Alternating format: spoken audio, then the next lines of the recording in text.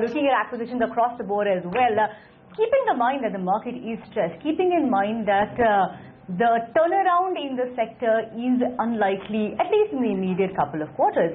Keeping that in mind, what is the realistic target that you have set for yourself, and how does JSPL's current asset tie in with your larger strategy? Well, JSW Energy is internally targeting to touch about 10,000 megawatts by 2020. And this target, this acquisition obviously will add 1,000 megawatts towards the target. We are at about 4,500 today. So post this we are at about 5,500. So it reduces my target by about 2,000 megawatts. That's how it ties in with my plans. But in terms of the kind of diversification, in terms of the kind of expansion that it will help you get, or for instance, when you do take on the entire plant, what is the scalability model that you can apply? Well, as far as this plant is concerned, I do not think it can be scaled up. No, it cannot be scaled up. So we would be looking at other acquisitions or organic growth alternatively, depending on how the sector pans out.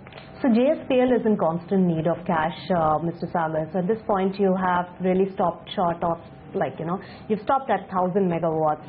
Is there any chance that you may look at other plants? Have you been in discussions about that? Have you already completely rejected and put it behind you and zeroed in on this?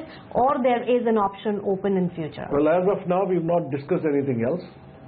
This was what they offered us. This is what we bought. And another one is Monet Power. That has been also hanging for quite a long time. Yes, Monet Power has been hanging fire for some time. But as Pramod told you a few minutes back, deals of this nature take time. There are a lot of various stakeholders involved in these deals. And to bring everybody onto the same table and to the same point of view takes time.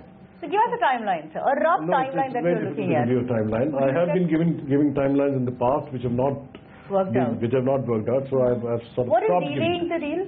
Well, it's still under negotiation, so to say, with various stakeholders. Are there sectoral issues specific? No, there are no sectoral issues are common to all. Government related, there are no regulatory issues. Sectoral issues are common to all generating stations and generating plants in the country, save a few. Exactly. So it is not sectoral issues which are there, but there are stakeholders, there are the lenders are there, the owners are there, the equity funds are there. So there are various stakeholders. Would you be able to close the deal by the end of this calendar year at least? Because that's I would not make a commitment either way. Okay. So I'll draw your attention to one particular issue which lenders have been raising for some time, and maybe that was also part of this particular deal with Monet Power. That is a bilateral transaction between two companies. It's something that the lenders are very, very apprehensive about because they don't want to be questioned later. It might as well be a competitive process. Any thoughts on that, Mr. Sagar? Well, I would love to go through a competitive process on any of the projects which are stressed. I have absolutely no issue with going through a competitive process. In fact, JSW Energy would love to do that. That would probably get us better valuations. So how much is the fire in the belly of JSW Energy? Of course, Sajjan Jindal is known for his acquisition skills, and he's been extremely fast and furious when it comes to the deal street for the past many years. He's done many big ones, especially in steel, and in power also some of them have been done.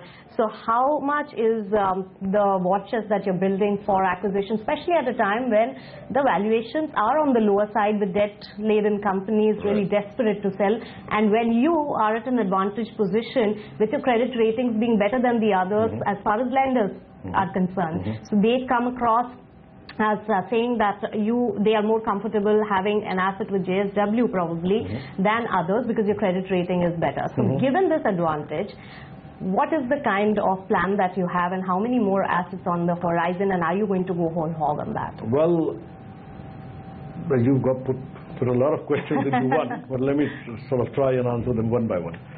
See, as far as our appetite is concerned, as I told you, we've set ourselves a target of 10,000 megawatts by 2020. So that gives you an idea of the volume of our appetite. As far as the finances are concerned, Pramod explained to you a few minutes back that we are currently operating at a ratio of 1.7. This transaction, given the lead time of 2 years, is not going to in any way impact that ratio. And so far what we have decided is that we would be willing to stretch this ratio to about 2.5. And if we get some sterling assets where we can see profits coming in from day one, we may even stretch it beyond that, or otherwise get into the market for raising capital if required. Overseas also is one of the areas that you look at, or it's only As far India? as assets are concerned? Yes. Yes, I don't think we would like to limit ourselves to India. So give us a sense of what you would do. Look at overseas, but we would take a very careful look when we go in overseas, because not many overseas ventures have been successful as far as the power sector has been concerned. Yes. So we'd be very careful when we look.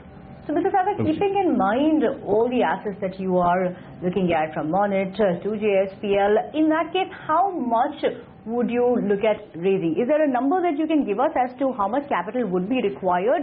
Because in terms of liquidity, as you said, there is cash. You are not in need of debt per se or fundraising per se. So what is the comfort level that you would need? And what are the various options that would ensure that you don't have as much of a strain in terms of the interest balance sheet as well? See, as far as JSW Energy is concerned, we've told you that we'd be comfortable till about a ratio of 2.5. We are currently at 1.7. Correct.